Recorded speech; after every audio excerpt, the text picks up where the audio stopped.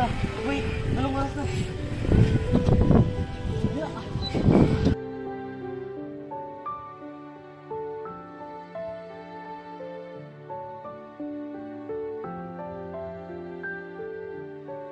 Magandang umaga po, Ginang Ibimi. Magandang umaga po, classmates. Maaari ba kung pumasok? Oo, maaari ka nang umupo.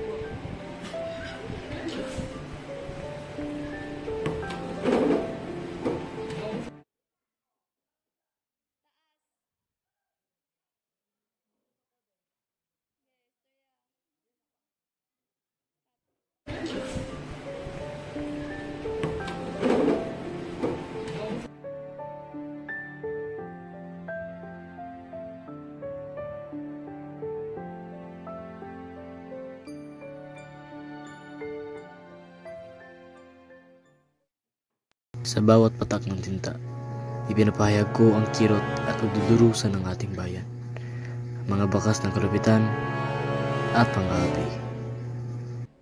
Sa pahinang ito, nilalahad ko ang mga kasinungalingan at pang-abuso ng lipunan. Ang katotohanan, gaano man mapait, ay sandata ng pag-asa at pagbabago. Huwag mo kong salingin, noli me tangere.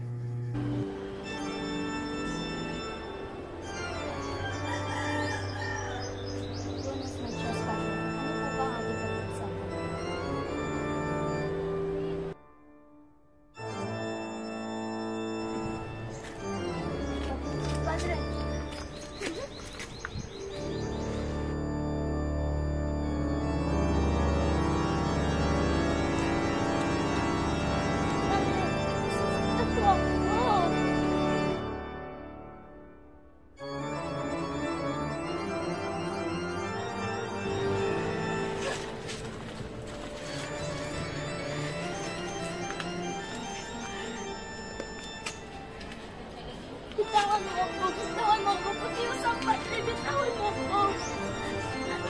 Pakiusap, Padre. Bitawan mo ako. Sa kalye Aluwagin ng Binondo, sa isang malaking bahay, nakatira si Don Santiago de los Santos, na higit na kilala bilang Kapitan Tiago. Kilala siya sa buong bayan dahil sa kanyang kayamanan.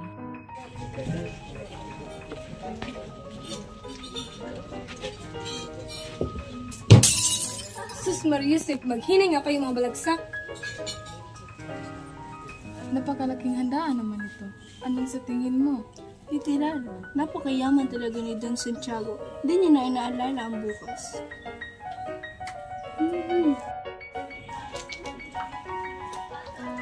Kakayamot ang mansang ito. Puro Indio nakatira. 2 taon ako nagsilbi sa San Diego. Ngunit na ako'y papaalis. Iilang matanda ang naghatid. Mga walang hiya! Dahan-dahan ka sa pananalita mo, Padre Damaso. Baka nakakalimutan mo na tayo nasa teritoryo ng isang Indio. Matagal nang hindi kinikilala ni Kapitan Tiago ang sarili ng identidad bilang Indio. Kaya hindi umuunlad ang bayan. Tinatangkilik ng gobyerno ang mga irehe at filibustero na lumalaban sa ating mga praile. Mawalang galang na praile. Ngunit yata'y nakakalimutan mo na ako isang opilis ng gobyerno.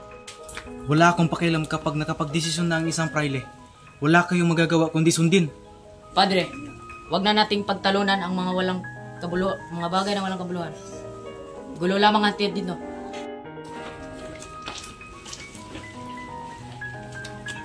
Magandang hapon sa inyo. Ipinapikilala ko ang anak ng aking nasirang kaibigan na si Don Rafael.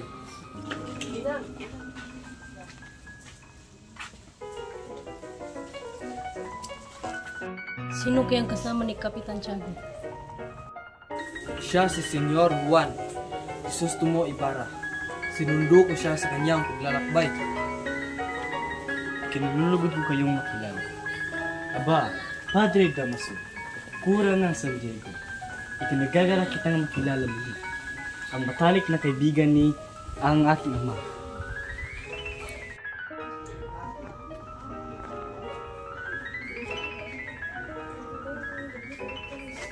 Pumanin po, tila ako'y nagkamali. Patawad, Reverencia. Nuwes sa Siko Bocado, hindi ka nagkamali Ngunit hindi naman kami naging makatalik na kaibigan ng iyong ama. Kung gayon, ikaw palang anak na nasirang si Don Rafael, naway ang kasiyahan na di niya naranasan ay mapasa iyo. Gracias, Senyor. Nalimit ko nakasama ang iyong ama. Nung nabubuhay pa siya, masasabi ko lang na siya ay kagalang-galang na mamamayan. Maraming salamat. Pinapawi ng iyong papuri ang haka-haka tungkol sa aking ama. Ngunit tila ang anak ay walang alam sa kanyang mga karanasan. Mga minamahal na Ginoo at binibini at ginagalang na Senyor, handa na po ang hapunan.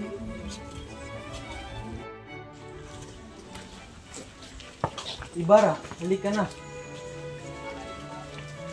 Subedora, ihanda mo na ang sopas. O ikaw, dali mo nga dito. Pronto.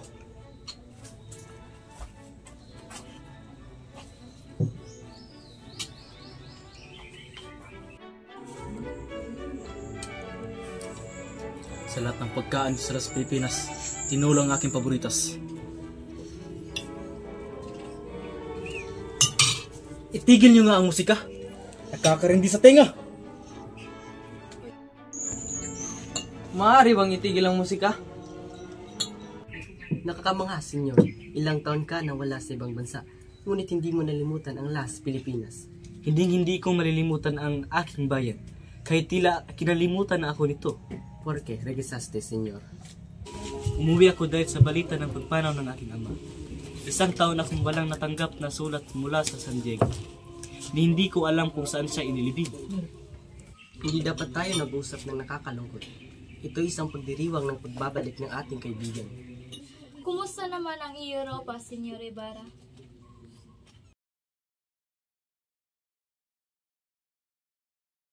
Yan ba ang natutunan mo sa Europa? Para bang isang modo? Napakatagal mong nawala.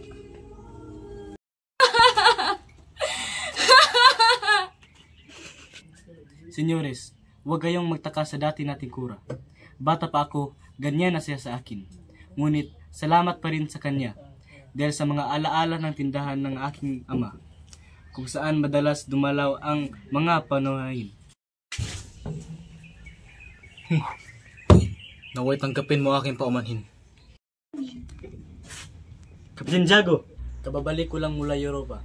Ngunit kailangan nang umalis patungong San Diego. Kailangan makadalaw ako para sa Todos Los Santos. Hindi mo ba maantay ang aking bulaklak? Si Maria Clara? Matagal kanyang hinintay. Paumanhin, ngunit may mahalaga akong kailangang gawin. Muchas gracias, hapunan. Walang anuman, naway patubayan ka ng Diyos.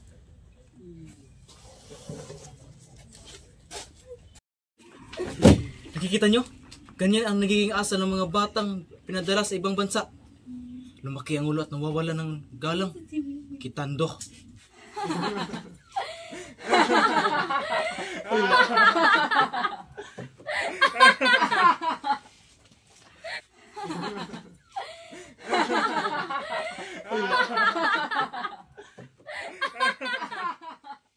Si Ibarra ay naglalakad na di batid kung saan siya patitungo. Sa mahinang lakad ay narating niya ang liwasan ng binundok. Nagpatuloy siya sa daang sakristiya. Naroon ang mga insyik na nagtitinda ng sorbetes at mga babaeng nagbibili ng punong kahoy.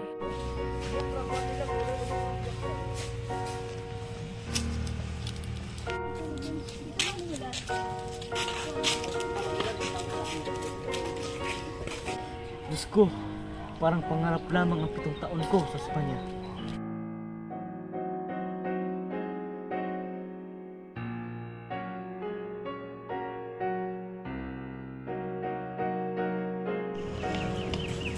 Saglit lang, Ginoo. Buenas noches. Buenas noches, Teniente. Inutosan ba kayo na Priel upang ako ihulihin? Hindi, Ginoo. Ngunit mag-iingat ka sa mga lihim mong kaaway. Alam mo naman ang nangyari sa iyong ama ay dapat maging isang aral sa iyo. Nabusog kaya ang mga bisita sa handaan natin, Isabel? Palagay ko'y oo. Sigurado akong nabusog sila sa dami ng handaan. Nakakalungkot lamang na kailangang umalis ni Ibarra sa gitna pa ng ating kasiyahan. Oh, Clarita, Nandito ka pala. Si Isabel. O siya, mag-iwan ko muna kayo mag-ama. At ako muna ay mag-aayos sa kusina. Tila yata may bumabagabag sa iyong isipan, Ama. Meron nga po ba? Wala naman, Iha. Nagpapasalamat lang ako sa Diyos. Ngunit wari ko'y mas masaya. Sana tayo, kung ang iyong inay, buhay pa, ay nasa atin pa at hindi nawala ng maaga. Papa, huwag niyo nang balikan ang nakaraan. Mabuti pang matulog na lang kayo. Paniguradong pagod na kayo sa pagtanggap ng mga bisita kanina. Nagpapasalamat talaga ako sa Diyos na biniyayaan niya ako ng napakabait at napakapitagang anak na katulad mo. Kung buhay lang talaga si Pia, ang kaligayahan ko'y buo na buo ay buhay. Naalala pa noon ni Kapitan Tiago ang mga larawan ng nakalipas, ang pagsayaw nila sa asawa sa Ubando upang magkaanak na sinundan ng pagiging tatay niya kay Maria Clara. Nawala lamang ang saya sa kanyang mukha nang maalala niya ang pagkamatay ng kanyang kabiyak. Kinaumagahan, makikita si Maria Clara na nakaupo sa isang siliyon katabi ng isang bintana. Mahabaging Panginoon, tanghali na, ano kaya ang dahilan ng kanyang pagkahuli?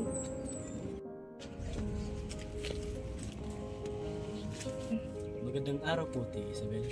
Nais ko pong makausap si Maria Clara. Halika, nandito sa loob, parito ka. Kumusta, Ibarra? Salamat at dumalaw kang muli sa aming tahanan. Magandang araw po.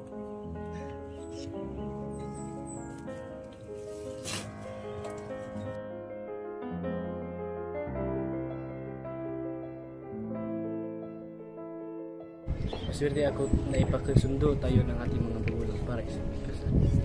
Dahil kung hindi na ako makakita ng isang babae na katulad. Napakatamis na ng buhay, siguro dahil diyan ay nabihag na ang mga kababaihan sa pinuntahan ng bansa. Isang obra lang ng Diyos ang aking sinisinta. Bakit ba ako maghahanap ng iba? Sinungaling, hindi ako naniniwala. Sinasara mo ang iyong mata pagdating sa ganda ng dilag sa Europa. Ang kagandahan ay nasa panlasa ng lahat. Ito ay naroon sa taong sumusuri ng kagandahan. At mula sa akin, masasabi ko, ikaw ang aking pag-ibig.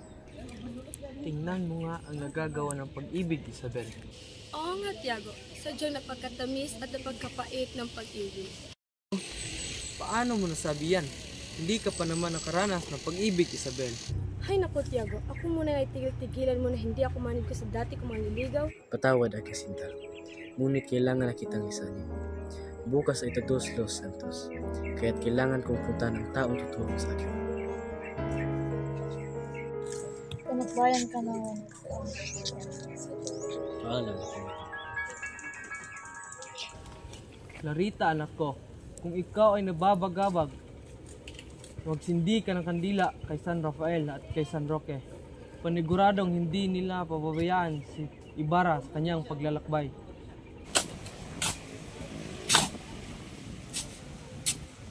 Doon na tayo mahukay sa iba. Mabago-bago pa yan eh. Hanap-hanap lang tayo ng malilibing yan. Ayoko. May dugo pa ang buto, pati ang buhok.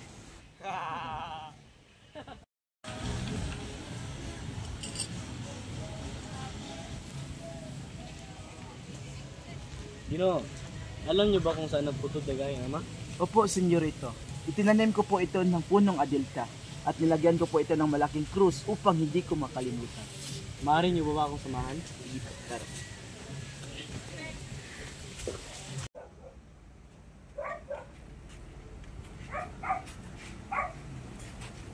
Akala ko ba kung alam mo kung nasaan ang puntod ng aking ama? Bakit hindi natin nakikita? Pasensya na po, senyorito. Alam ko, ngunit tila ito'y nawawala. Magtanong ka sa sepulturero. Alamin mo kung anong nangyari. Opo, senyorito.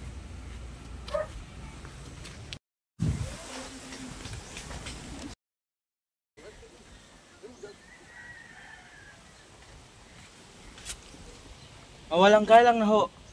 Ngunit nais ko pong itanong kung nasan ang malaking krus nga may nakasulat nga pangalang Don Rafael Ibarra.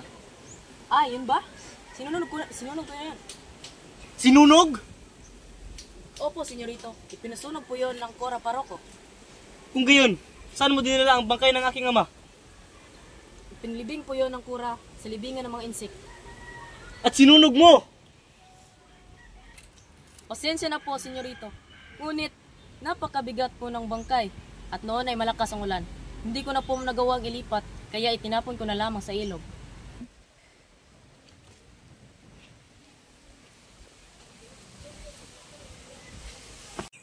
Buenas noches, padre. Buenas noches, hija. Ano po?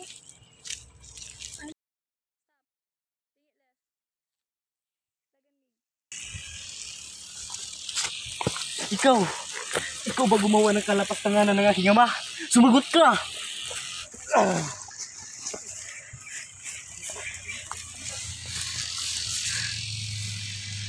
Anong sinasabi mo, Senyor Ibarra? Wala akong alam sa iyong sinasabi. Kung hindi ikaw, sino? Sigurado akong hindi ako iyong hinahanap, kundi ang pinalitan kong kura si Padre Damaso.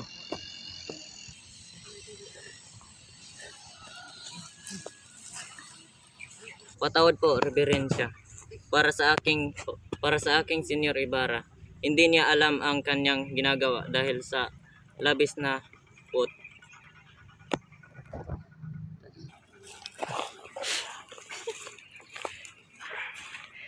Napatawad ko na siya sapagkat naunawaan ko ang kanyang pinagdaanan.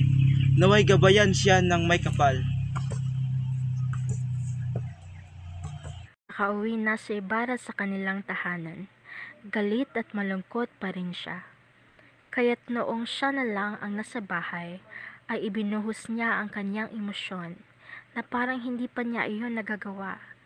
Samantala, sa kabilang palapag ng kampanaryo ng simbahan, ay makikita sina Crispin at Basilio. Sila ay magkapatid na sakristan. Pin, hilahin mo na mabuti ang tali. Kuya, pagod na ako. Try na pa tayo nakatayo at nagpapatunog ng kampana. Bumultahin kita ng 25, Basilio, dahil sa maling pagtugtog ng kampana. Wag po. Kuya, papatay nila ako. Huwag mo akong iiwan. Wala nang nagawa pa si Basilio para sa kapatid. Tanging mga hambalos, impit na sigaw at tain na lamang ang kanyang narinig. Pagkatapos noon ay nakakabinging katahimikan. Samantala sa labas ng bayan ay makikita ang maliit na dampani na Sisa, ang ina ni na Basilio at Crispin. Masaya siyang nagluluto. Nagsain rin siya ng maputing kanin at namitas ng kamatis sa kanyang bakuran upang gawing sausawan. Naku, sigurado akong matutuwa ang mga anak ko sa hinanda kong ulam. Nakikita ko ng gutom na gutom si Crispin at si Basilio mula sa simbahan. Sigurado ako magugustuhan ni Crispin ang tuyong patawilis na pinakapaborito niya habang pinipigaan ng kamatis.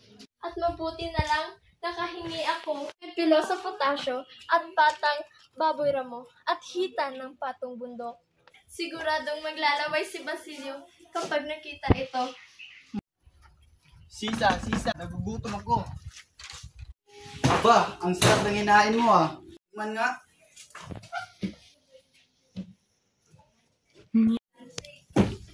Wala na natira? Pero paano mga anak mo? Bakit? May reklamo ka? Wala. Teka, nasaan na ba ang mga batang iyon? Nasa kumbento pa, pero uuwi na rin sila. Aalis na ako. Hindi mo man lang hihintayin ang mga anak mo? Alam ko susweldo si Basilio ngayong araw. Ah, ganun ba? Ipagtabi mo ako ng isang reales. Sige na, baka mahuli pa ako sa sultadang tinali ko. Wala nang nagawa si Sisa. Sobra ang kalungkutan niya, kaya't pinasaya na lamang niya ang sarili sa pagkanta. Nagluto na lamang siya ng 3 natirang tarilis at tiniis ang kanyang gutom dahil alam niyang hindi nakakasya pa ang ulam sa 3 tao. Nagulat na lamang siya dahil sa sumunod na nangyari. Dumating si Basilio na humahangos. Inang, buksan niyo ang pinto. Jesus Maria Joseph! Anong nangyari sa'yo, Basilio? Huwag kang mag-alala, Inang. Naiwan si Crispin sa kumbento. Naiwan? At siya ba'y buhay? Kinaumagahan ay maagang namita si Sisa ng mga pinakahinog at pinakaberteng gulay sa kanyang gulayan. Iniligay niya ito sa isang bakol at saka umalis upang pumunta sa simbahan at kausapin ang kura.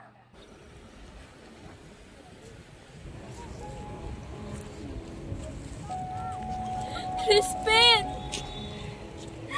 Basilio! Crispin! Basilio! Mga anak ko! Nasaan na kayo?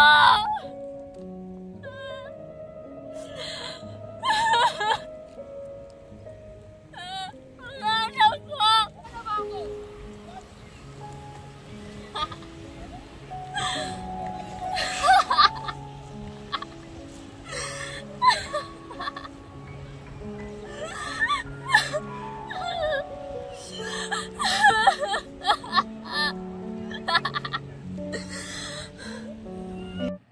Maaga pa ay gising na ang kalikasan.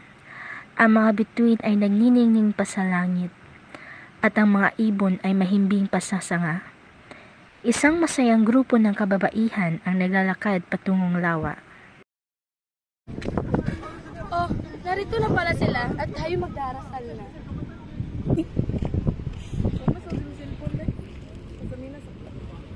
Victoria, awitin mo ang kundiman ng pag-ibig. Paumanhin. Maria Clara, maaari ka bang umawit? Ngunit lahat ng awit ko'y malulungkot. Walang problema. Ang alay kong harana para sa dalaga, walang kasing ganda.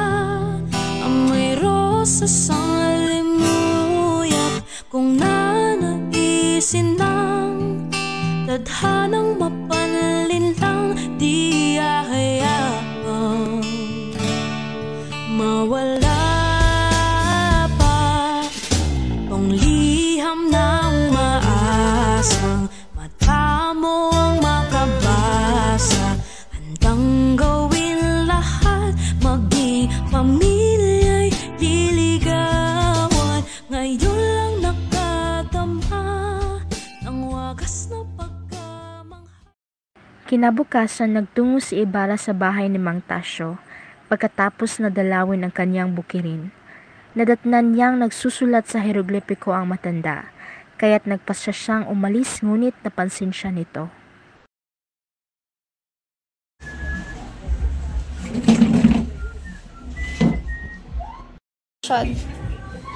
Gaya ng ama ko, nais kong humingi ng payo para sa plano kong magtayo ng pamahalaan. Ang inyong gagawin ay pangarap ko rin. Pangarap ng isang kawawang baliw. Kumonsulta ka sa kura, kapitan. Lahat ng taong may mabubuting katayuan sa buhay. Magkunwaring sumusunod, pero gawin mo ang sa tingin mong tama. Tahimik ang bayan, hindi dahil masaya, kundi dahil natutulog. Darating ang araw, nagising na ang lahat. Elias, saan na yan? O siya, bumubo ka. Salamat, Senyor. Huwag niyo po itong sabihin kahit kanino. Sabihin mo, Elias. Hindi ito para sa akin, ito ay para sa iyong kaligtasan. Meron ba akong kaaway? Lahat tayo, Senyor, may kaaway. Ngunit kayo, mas malala. Alam mo ba kung sino? Oo, ang namatay, ang mataong ilaw. Kagabi na lamang kung may binabalak na kasama ang isang lalaki hindi ko kilala. Ako'y naniniwala, hindi akong pumatay sa kanya. Kung ganun, kayo pala ang... Oo, ngunit hindi ko siya pinatay. Pinigilan ko lamang siya at dadaganan siya sa sarili niyang kapakanan. Ang Diyos ang musga. Sino ba kayo? Mga edukado ba kayo? Hindi na mahalaga kung sino ko. Ang mahalaga, wag mong kalilimutan na may kaaway ka na hindi mo inaakala. Kwenta, Lord, Senyor Ibarra. Kailan ko ba kayo maghuling makikita? Kapag kailangan mo ako, naroon ako. May utang na loob ako sa iyo. Paalam, Senyor Ibarra. Araw na ang lumipas pagkatapos magawa ang buong paaralan, ay isang piging ang naihanda na dinalahan ng maraming mga taga-alta da sosyedad. Nag-uusap ang alkalde at si Ibarra. Puro papuri ang ipinukol ng alkalde sa kausap habang sumimangot at nagpasaring sa kanya si Padre Damaso. Kumakain ang mga iginagalang na tao ng San Diego sa isang marangyang pabilyon sa bahay ni Kapitan Tiago. Ang pagkain ay sagana at ang usapan ay puno ng politika, relihiyon at mga pansariling ambisyon.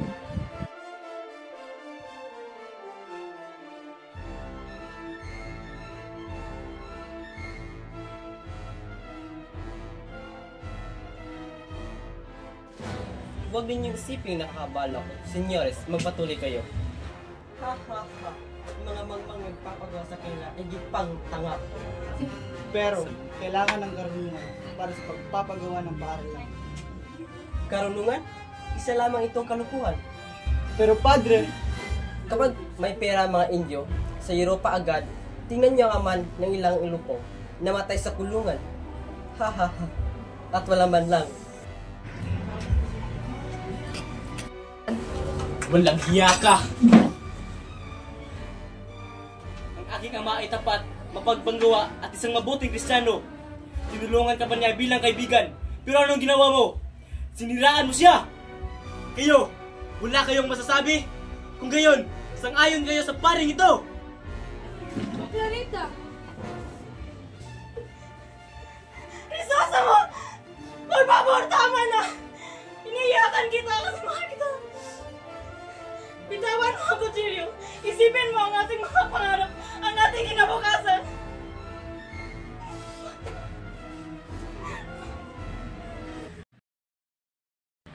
Nang umagang iyon, hindi nakapagsimba ang asawa ng Alperes. Ang dating labanderang naging paraluman ng mga gwardya sibil. Hindi ka makakalabas. Manananig mo lang ang laging problema. Isa kang kahihiyan. Baka hindi mo lang matanggap na mas maganda ako kaysa ka Maria Clara. Hindi sipain kita pabalik sa pinanggalingan mong liblib na bayan. Ngayon, ayon kayo sa palit ito.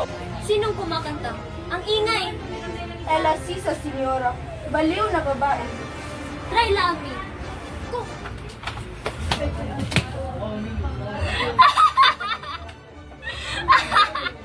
Vamos a cantar, loca. Kumanta ka, sabi ni Donya.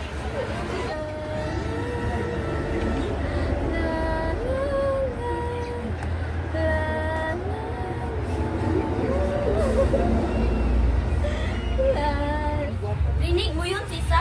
Sisa, sumayaw ka ngayon. Gayahin mo ko. Bakit yung masama doon sa Sayaw, Sisa! Sayaw! Tigil! Alipin! Alagaan mo si Sisa. Ihatid ko siya kay Ginoong Ibarra. Anong problema mo? Ikaw ang problema! Dapat matagal ang kitang pinatay! Bukan mo. Pag nahuli kita, ni Diyos, di ka makakaligtas!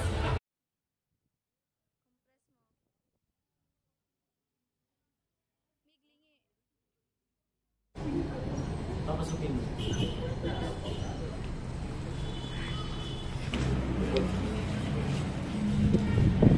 Ama, ikaw pala. Ipagpamahin po ninyo, pinagitay ko kayo.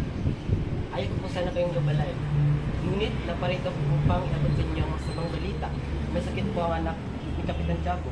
Ngunit huwag po kayo mag-alala. Ayun na lang ang kinakatakot ko. Siya po ay nilalagat lamang. Ngayon, kung wala na po kayong ibutos, salamat, baby. Sinangad ko na maging mabuti ang iyong pagkakas. Napakapangit ng mga bahay ng mga idyo. Bakit yung Ako? Naiingit sa Hoy, tinitignan mo kung sinong kausap mo. At sa bahay ko sa Manila, hindi nakakapasok ang mga alferes at naghihintay sila sa pituan. Hindi pala nakakapasok ang mga alferes, pero pwede ang mga may kapansanan tulad ng kasama mo.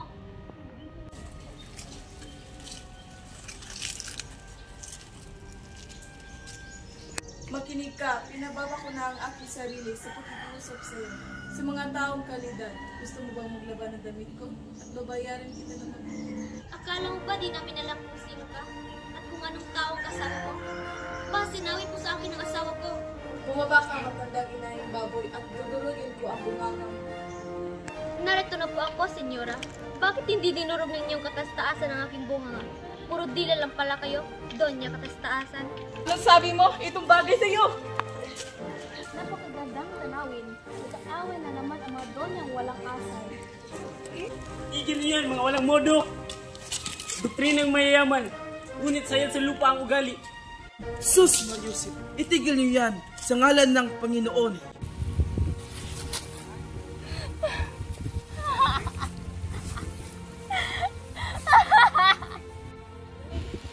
Inay!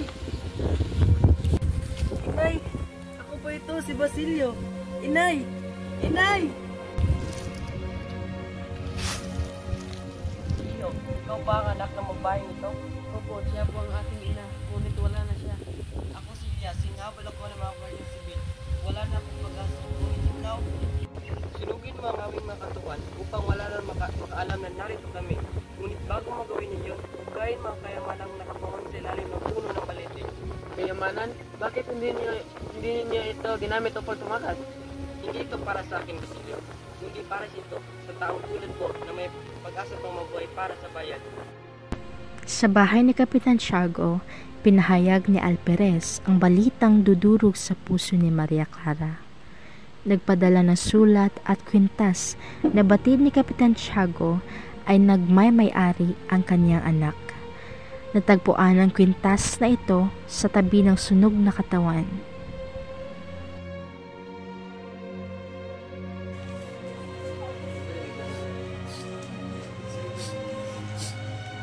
Crisosto mo!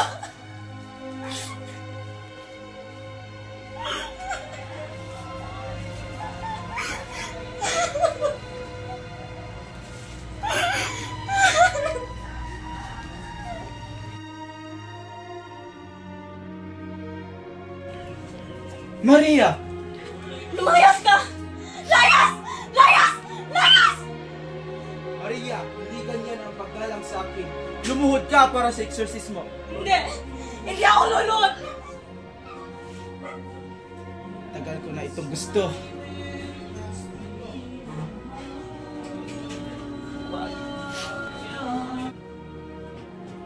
Wag!